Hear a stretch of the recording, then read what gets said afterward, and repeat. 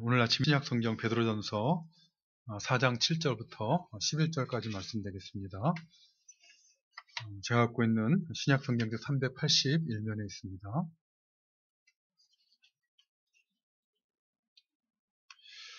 오늘 본문 말씀 베드로전서 4장 7절부터 11절까지 찾으신 줄 알고 봉독해드리겠습니다. 각각 은사를 받은 대로 하나님의 여러 가지 은혜를 맡은 선한 청지기 같이 서로 봉사하라. 만일 누가 말하려면 하나님의 말씀을 하는 것 같이 하고 누가 봉사하려면 하나님이 공급하시는 힘으로 하는 것 같이 하라. 이는 범사에 예수 그리스도로 말미암아 하나님이 영광을 받으시게 하려 함이니 그에게 영광과 권능이 세세에 무궁하도록 있느니라. 아멘. 오늘은 산자와 죽은 자를 심판하실 주님을 믿고 사는 신자들이 이 마지막 때를 어떻게 살아야 될 것인가, 마지막 때를 살아가는 영적 지혜에 대한 교훈의 말씀을 살펴보도록 하겠습니다. 오늘도 우리가 예배를 드리면서 사도신경으로 우리의 신앙을 고백했습니다마는 우리는 특별히 하나님 우편에 앉아 계신 예수 그리스도께서 살아있는 자와 죽은 자를 심판하시러 다시 오실 것을 그것을 믿는다고 고백하며 신앙생활을 하고 있습니다. 부활 승천하신 예수 그리스도의 재림과 심판이라는 것은 예수님의 십자가 죽음과 부활과 더불어서 기독교 신앙의 중요한 핵심입니다. 예수님의 재림과 심판을 믿지 않는다면 아무리 하나님을 믿는다라고 고백하며 신앙생활 할지라도 그의 신앙은 헛된 신앙입니다. 우리가 지난주에 살펴본 5절에서 베드로 사도도 교훈하기를 그들이 산자와 죽은 자를 심판하시기로 예비하신 이에게 사실대로 구하리라 라고 그러나 죽음 이후에 심판이 있다는 것을 본능적으로 어렴풋이 알기 때문에 죽음 자체를 두려워하는 것입니다. 하나님의 은혜로 심령이 신자라는 것입니다. 그런데 오늘 본문 말씀이 이렇게 하나님의 심판이 있음을 알고 산자와 죽은 자를 심판하실 그 주님을 믿고 살아가는 신자들은 그날을 어떻게 준비하며 살아가야 되는 것인가 하는 것에 대한 하나님의 뜻을 교훈하고 있는 말씀입니다. 오늘 본문 말씀을 시작한 7절 말씀을 보면 만물의 마지막이 가까웠으니 라는 말씀으로 오늘 본문이 시작되고 있는데 이 말씀은 오늘 본문 전체의 말씀을 교훈하고 있는 배경이 되는 말씀입니다. 이 만물의 마지막이 가까이 왔으니에서 이 만물이라는 것은 하나님께서 창조하신 만물을 의미하는 것이 아니라 죄로 말미암아 죄의 영향 아래에 있는 모든 만물들을 의미하는 말씀입니다. 죄로 오염되어 있고 죄의 부패함과 더러움이 역사하고 있고 그 영향 아래에 있는 모든 만물들을 의미한다는 것입니다. 이처럼 죄로 말미암아 신음하며 탄식하고 있는 모든 만물의 마지막이 가까이 왔다 이렇게 말씀하고 있습니다. 이 만물의 마지막은 무엇을 의미하는 것이겠습니까? 그것은 바로 산자와 죽은 자를 심판하러 오실 예수 그리스도께서 재림하시는 그 날을 말하는 것이죠. 산자와 죽은 자를 심판으로 죄로 오염된 이 모든 만물의 역사는 막을 내리게 될 것입니다.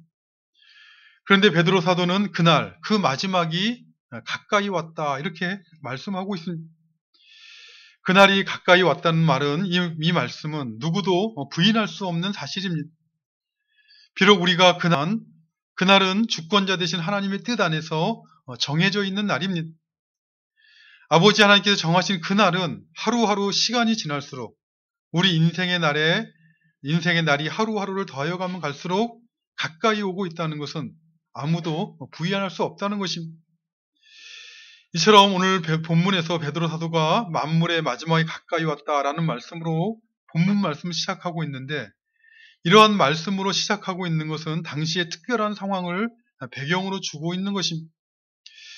사도행전 1장 10절 말씀을 보면 부활하신 주님께서 승천하실 때 하늘로 올라가시던 예수님을 바라보던 제자들 사이에는 흰옷을 입은 두 사람이 있었습니다. 제자들 사이에 흰옷을 입고 나타난 두 명의 천사들은 제자들에게 이렇게 말을 하였습니다. 갈릴리 사람들아 어찌하여 서서 하늘을 쳐다보느냐.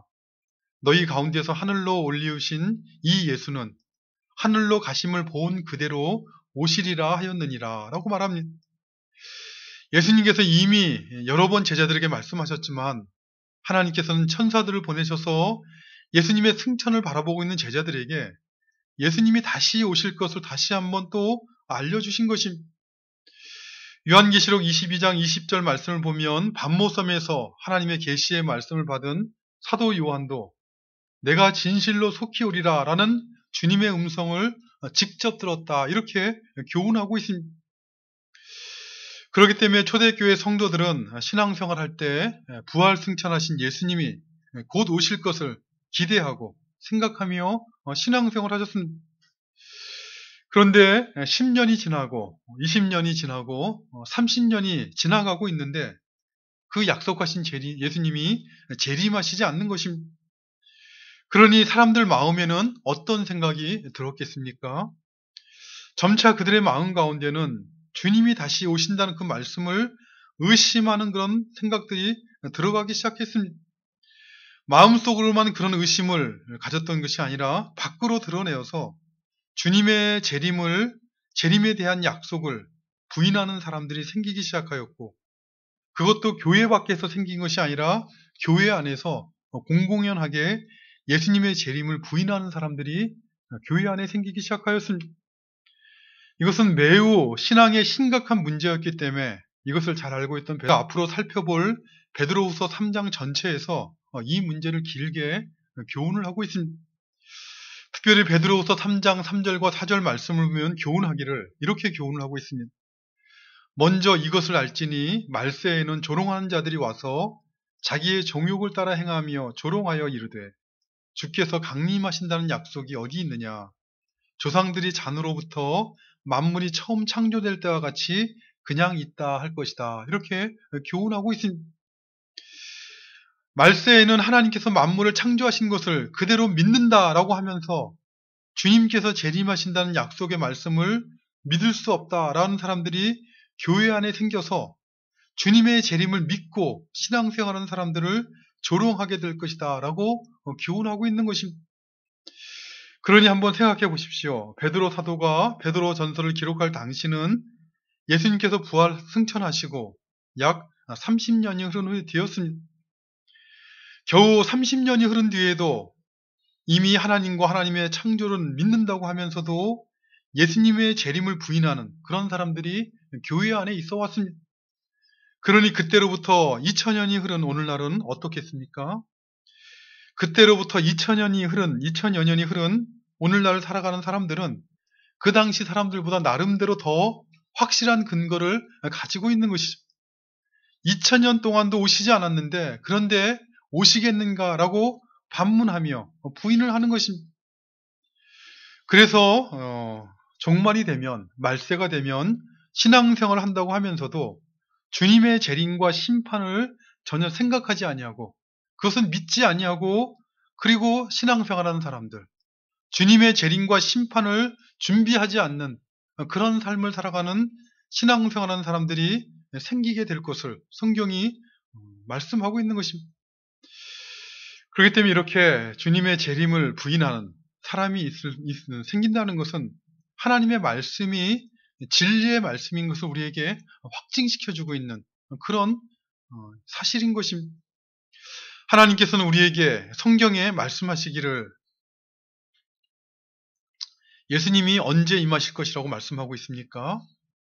예수님은 사람들이 예수님의 재림과 심판을 생각하거나 고려하거나 준비하지 않고 있는 그런 삶을 살고 있을 그때에 그리스도께서 임하실 것이다 라고 말씀하고 있습니다. 마태복음 24장 37절부터 39절 말씀을 보면 예수님께서 직접 교훈하시기를 노아의 때와 같이 인자의 임함도 그러하리라 라고 말씀하셨습니다. 홍수 전에 노아가 방주에 들어가던 날까지 사람들이 먹고 마시고 장가들고 시집가고 있으면서 홍수가 나서 그들을 다 멸하기까지 깨닫지 못하였으니 인자의 임할 때도 바로 그와 같을 것이다 라고 말씀하신 것입니다. 그렇기 때문에 매우 역설적입니다마는 종말의 시대를 살아가는 사람들이 이처럼 예수님의 재림과 심판을 부인하며 살아간다는 것, 더군다나 신앙생활하는 사람들이 예수님의 재림과 심판을 준비하지 않으며 신앙생활하며 살아가고 있다는 것은 예수님의 재림과 심판에 대한 하나님의 말씀의 진실성과 확실성을 증거해주고 있는 것입니다. 모든 것이 하나님의 말씀처럼 되어가는 것이죠. 그렇기 때문에 하나님의 말씀은 진리의 말씀이라고 말을 하는 것입니다. 이처럼 부활 승천하신 예수 그리스도의 재림이 가까이 오고 있는 이 마지막 때에는 적지 않은 사람들이, 대부분의 사람들이 예수님의 재림과 심판을 생각하지도 않고 고려하지도 않고 부인하며 살아갈 것입니다. 노아 시대처럼 살아간다는 것입니다. 그러나 홍수 심판이 임한 그 시대에 하나님의 은혜를 입은 사람 노아는 어땠습니까? 그는 그 시대의 사람들과는 달리 하나님의 말씀을 듣고 순종하며 방주를 지으며 홍수 심판을 준비하는 삶을 살았습니다. 노아뿐만 아니라 사실은 어느 시대든지 하나님의 은혜를 입은 성도들은, 특별히 마지막 때를 살아가고 있는 성도들은 노아처럼 하나님의 말씀을 듣고 순종하며 그날을, 그 심판을 준비하는 삶을 살아가는 것입니다. 도대체 그 날을, 그 마지막에 만물이 가까웠다는 것을 알고 그날을 준비하는 성도는 무엇을 하며 그날을 준비하며 살아가는 것입니까? 오늘 본문 말씀에서 그것과 관련하여 교훈을 하고 있는데, 오늘 본문 말씀에는 세 가지로 크게 나누어서 만물의 마지막 때를 살아가는 성도들이 무엇을 하며 살아야 될 것인가, 어떻게 그날을 준비하며 살아야 될 것인가를 교훈하여 주고 있습니다. 먼저 7절 말씀은 만물의 마지막이 가까운 것을 알고 살아가는 신자들이 자기 자신과 관련하여서 무엇을 하며 그날을 준비해야 될 것인가 하는 것을 교훈하고 있는 말씀이고, 이어지는 8절과 9절 말씀은 이웃에 대해서, 다른 사람과의 관계에 있어서 무엇을 준비해야 될 것인가, 그리고 마지막 10절과 11절 말씀은 신앙 공동체인 교회와의 관계 속에서 어떻게 하는 것이 이 종말의 시대를 살아가는 성도들이 그날을 준비한 것인가 하는 것을 교훈하고 있는 말씀입니다. 먼저 만물의 마지막이 가까이 왔음을 아는 신자가 자신과 관련해서 무엇으로 자신을 준비하며 무엇에 힘을 쓰며 그날을 준비해야 된다라고 교훈하고 있습니까? 7절 말씀을 보니 그러므로 너희는 정신을 차리고 근신하여 기도하라 라고 교훈하고 있습니다. 기도하라는 것이죠. 종말을 살아가는 신자, 그 마지막 날을 준비하는 신자의 지혜라는 것은 기도하는 것이다 라고 교훈하였던 것입니다.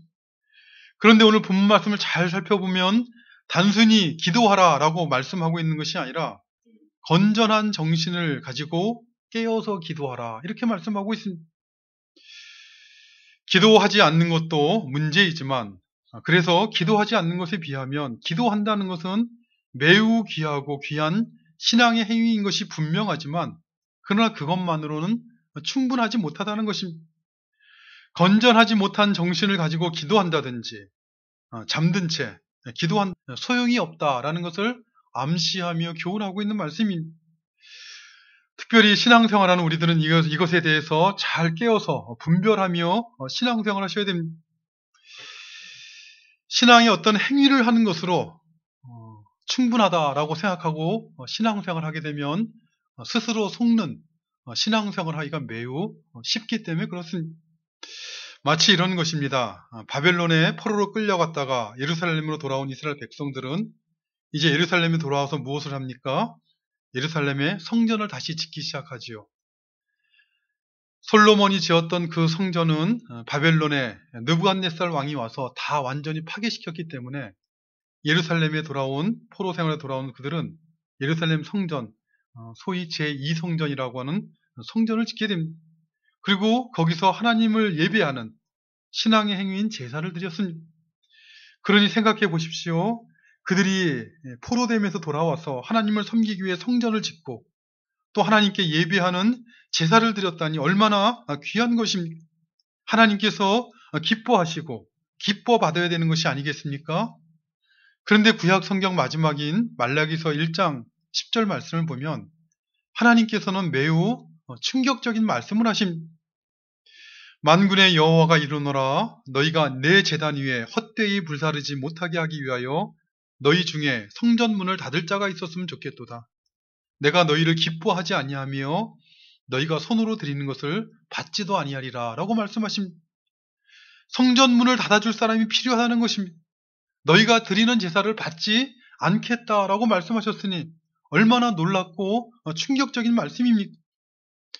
그것도 하나님을 대적하는 이방인들이 아니라 그 제사를 받으시는 하나님께서 말씀하시기를 성전문을 닫으라.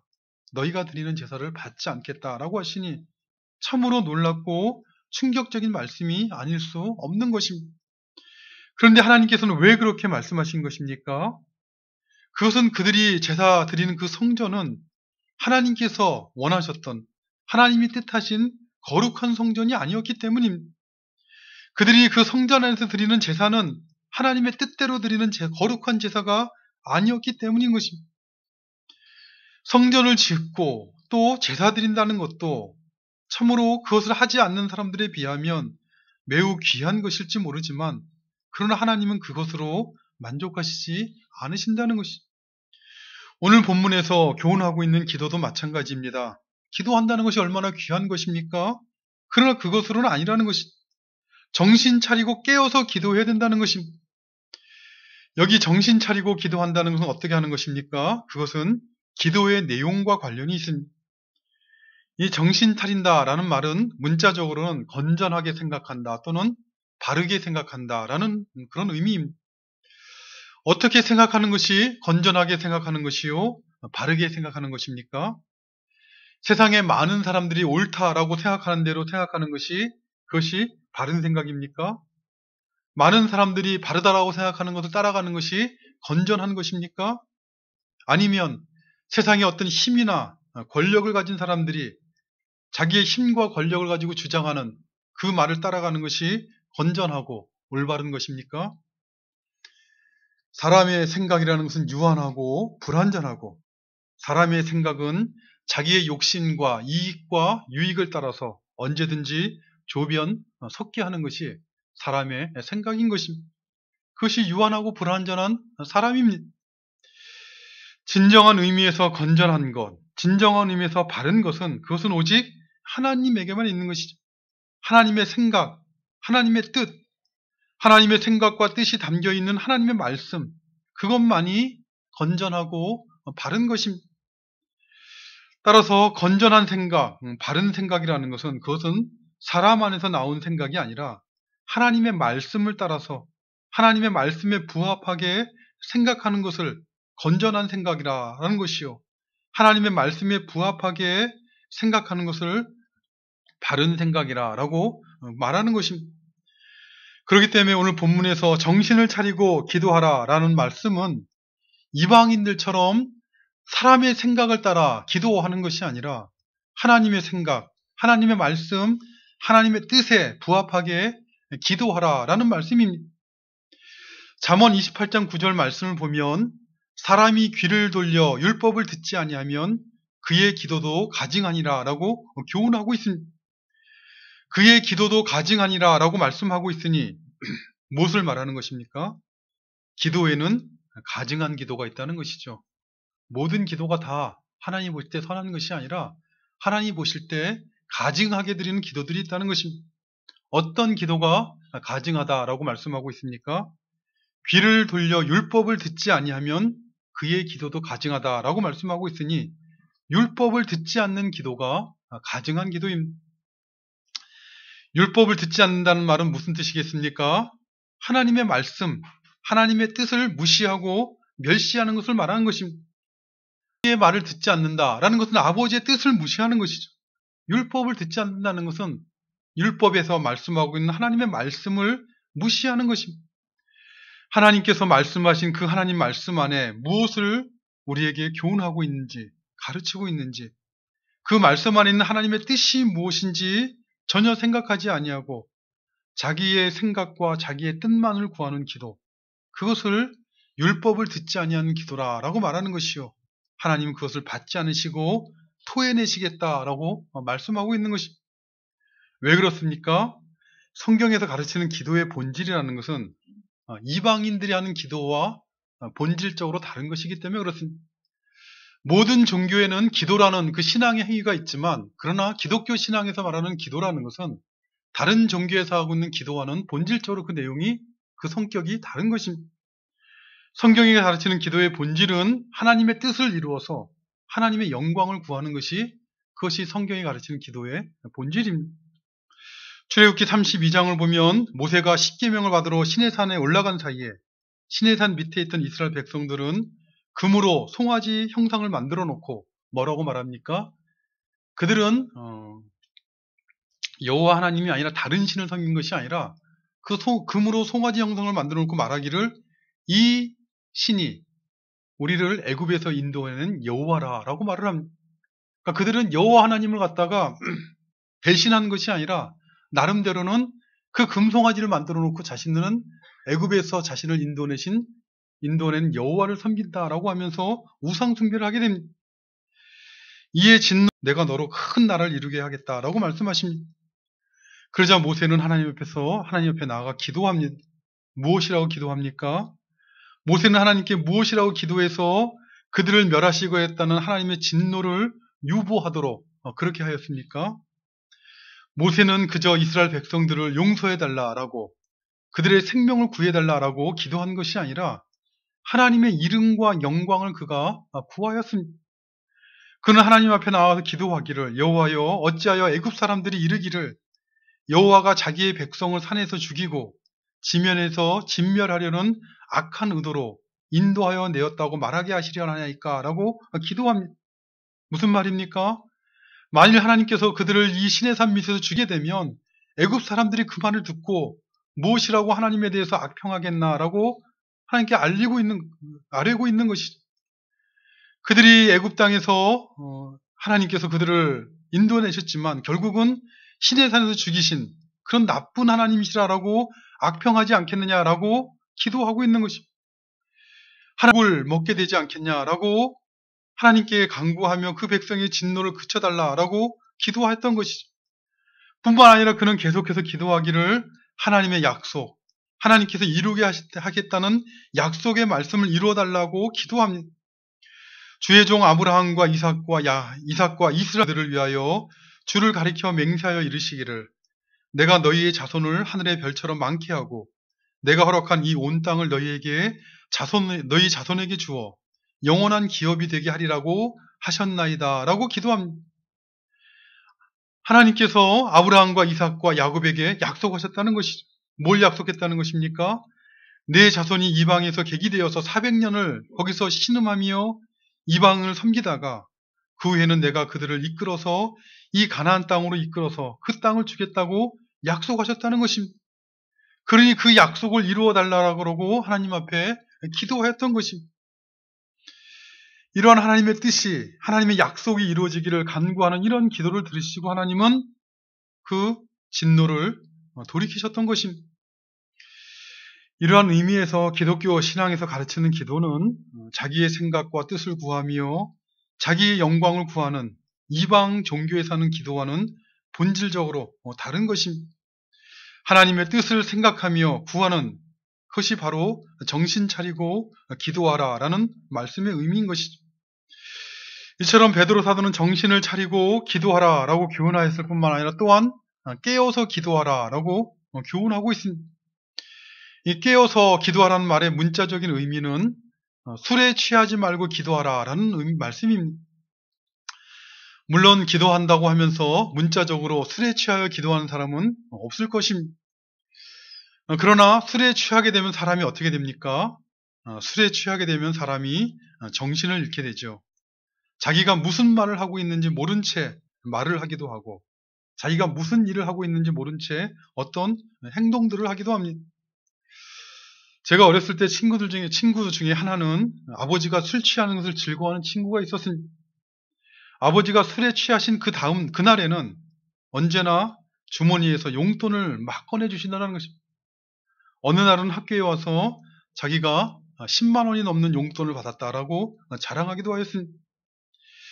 이처럼 사람이 술에 취하게 되면 자신이 하는 말, 자신이 하는 행동이 무엇인지 모른 채 말을 하게 되기도 하고 어떤 행동을 하게 되기도 하는 것이죠. 마찬가지로 깨어서 기도하라는 것은 기도하는 것 자체가 중요한 것이 아니라 기도하면서 기도가 무엇인지 모른 채 기도하지 말라라는 뜻입니다. 술에 취한 사람이 자기가 하는 행동이 무엇인지 모른 채 하는 것처럼 기도할 때 자기가 드리는 기도가 기도한다는 것이 무엇인지 모른 채 기도하지 말라, 이런 말씀입니다. 이 깨어서 기도하라는 이 말씀 안에는 너무나 많은 기도에 대한 내용들이 담겨져 있습니다.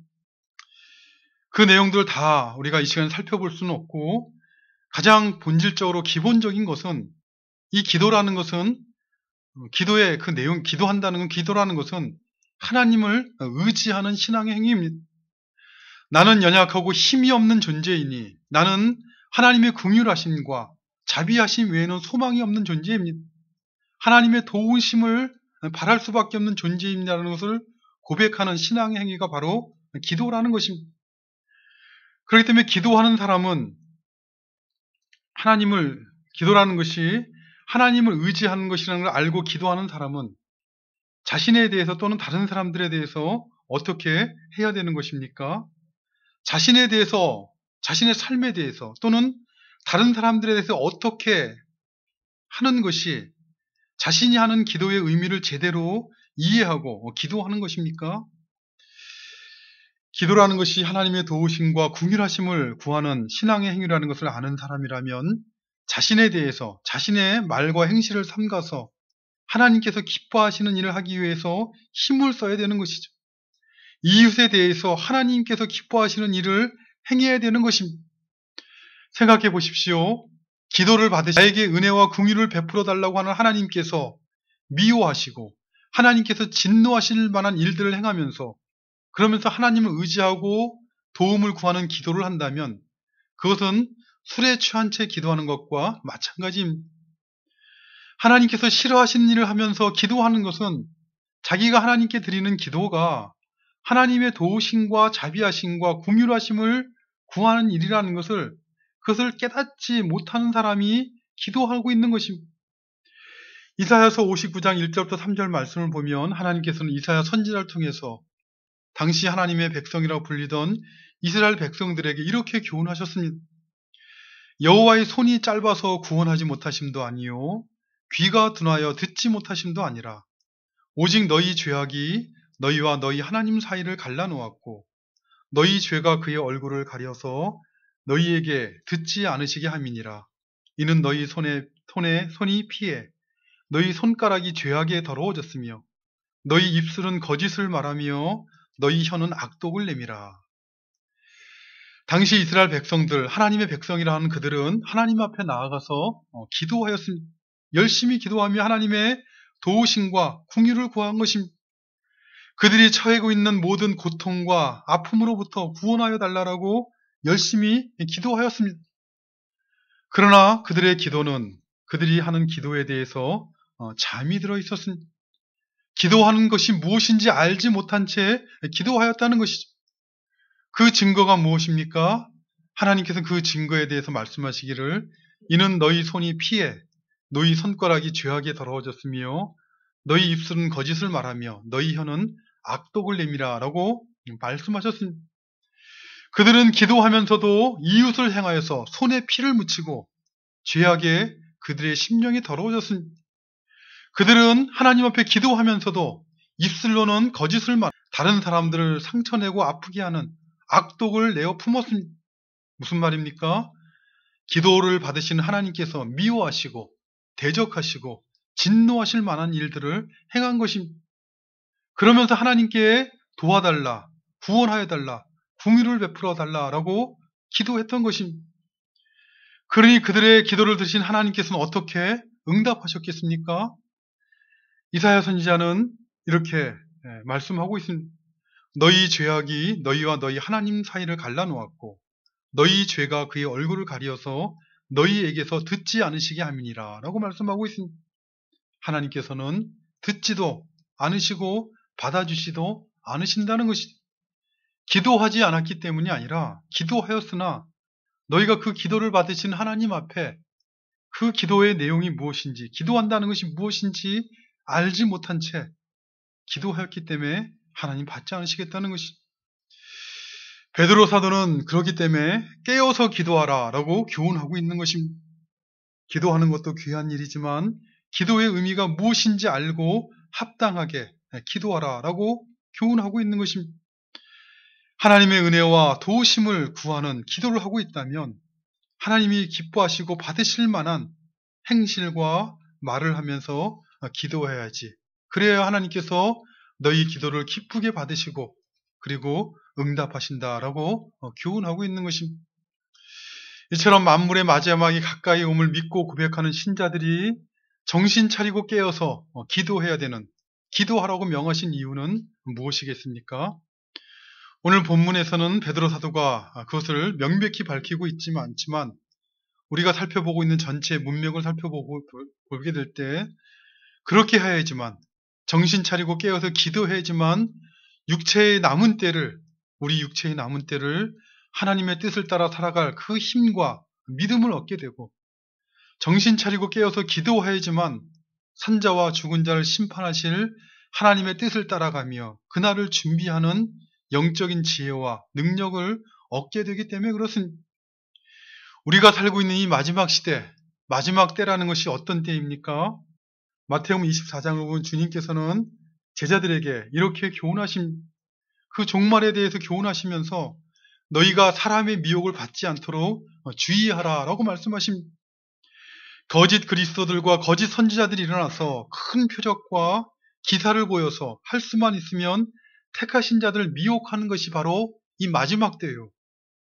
그때는 많은 사람들이 실족하게 되어서 신앙생활한다는 많은 사람들이 하나님을 믿는다는 많은 사람들이 실족하게 되어서 서로 잡아주고 서로 미워하겠으며 불법이 성함으로 많은 사람의 사랑이 식어지리라라고 교훈하였습니다. 뿐만 아니라 그때는 노아의 때와 같이 사람들이 먹고 마시며 장가들고 시집가는 일로 육신의 일로 취하여서 그것을 성도들을 미혹하는 그런 시대라는 것이죠. 그러니 이런 종말의 때 마지막 날이 가까운 그 시대를 살아가는 신자들은 자신의 힘으로는 자신의 능력으로는 이러한 시험을 절대로 결코 이길 수가 없는 것입니다. 하나님의 뜻을 따라 살아갈 은혜를 얻어야 되는 것이죠. 정신 차리고 깨어서 기도해야지만 이 마지막 시대를 살아가면서 사람의 정욕이 아니라 하나님의 뜻을 따라 인생의 날들을 살아가고 산자와 죽은 자를 심판하실 그날을 준비하며 인생의 날들을 살아가게 되는 것입니다. 누가복음 18장을 보면 예수님께서는 과부와 재판장 비유로 알려진 말씀으로 교훈을 주셨습니다. 그 과부와 재판장 비유의 핵심은 항상 기도하고 낙심하지 말아야 될 것을 교훈하시는 것인데 이 비유의 말씀을 마치시고 마지막 결론으로 주님께서는 이렇게 말씀하십니다. 그러나 인자가 올 때 세상에서 믿음을 보겠느냐 이렇게 말씀하십니다. 이 믿음은 무슨 믿음이겠습니까? 항상 기도하고 낙심하지 않는 그런 믿음을 말하는 것이죠. 예수님이 다시 오실 그때 이 세상에서 항상 기도하고 낙심하지 않는 믿음으로 사는 사람을 볼 수 있겠느냐라고 반문하신 이 말씀 안에는 이 질문의 뉘앙스는 매우 부정적인 뉘앙스인 별로 많지 않을 것이다 라는 것을 암시하고 있는 그런 말씀인 것입니다. 종말 시대를 살아가는 사람들은 신앙생활 한다고 하면서도 기도로부터 하나님의 은혜를 구하는 기도로부터 멀어지게 될 것이요. 그로 말미암아 결국은 세상의 미혹과 유혹 앞에 넘어지고 쓰러지는 그런 시대가 될 것이라는 것을 암시하고 있는 것입니다. 그러나 하나님의 은혜를 받았다고 고백하는 저와 여러분들은 항상 기도하고 낙심하지 않는 믿음으로 우리 인생의 날들을 살아가고 그리고 그날을 준비하는 우리가 되시기를 바랍니다. 코로나19 사태로 인해서 교회가 함께 모여서 기도하는 일에 힘을 쓰지 못하지만 그러나 각자 집에서 은밀하게 기도하는 것을 들으시고 은밀하게 갚으시는 하나님을 바라보시고 각자 있는 곳에서 정신 차리고 깨어서 기도하는 그런 우리가 되시기를 바랍니다. 은밀한 중에 우리의 기도를 들으시고 은밀하게 갚으시는 그 하나님의 은혜가 무엇인지 맛보아 알아가는 그런 복된 신앙생활 하시고 예수님이 다시 오시는 그날까지 기도하고 낙심하지 않는 믿음으로 주님을 만나는 우리 모두가 되시기를 간절히 바라는 것입니다. 기도하겠습니다. 아무것도 염려하지 말고 다만 모든 일에 기도와 간구로 너희 구할 것을 감사함으로 하나님께 아뢰라. 그리하면 모든 지각에 뛰어난 하나님의 평강이 그리스도 예수 안에서 너희 마음과 생각을 지키리라고 약속하여 주신 아버지 하나님 감사합니다. 저에게 금보다 귀한 믿음 주시고 하나님을 바라보고 의지하는 그 믿음으로 인해서 은혜의 보좌 앞에 나아가 기도하며 하나님이 주시는 평강과 은혜를 맛보는 그것을 알아가는 삶을 살아가도록 우리 가운데 역사하여 주셨음을 감사드리옵나이다. 종말의 시대를 살아가는 저들로 하여금 정신 차리고 깨어서 기도하는 삶을 살아갈 수 있도록 도와주시옵소서. 은밀한 중에 우리의 기도를 들으시고 은밀하게 갚아주시는 그 하나님을 알아가는 영적인 기쁨과 즐거움을 허락해 주시고 아버지 하나님의 뜻을 따라 간구하는 자들 가운데 역사하시는 살아계신 하나님의 능력과 은혜를 알아가는 저희들 되도록 만물의 마지막 때를 믿음으로 살아가는 저들 되도록 도와주시옵소서. 예수님의 이름으로 기도드리옵나이다. 아멘. 우리 같이 일어나셔서 찬송가 539장 찬양드립니다.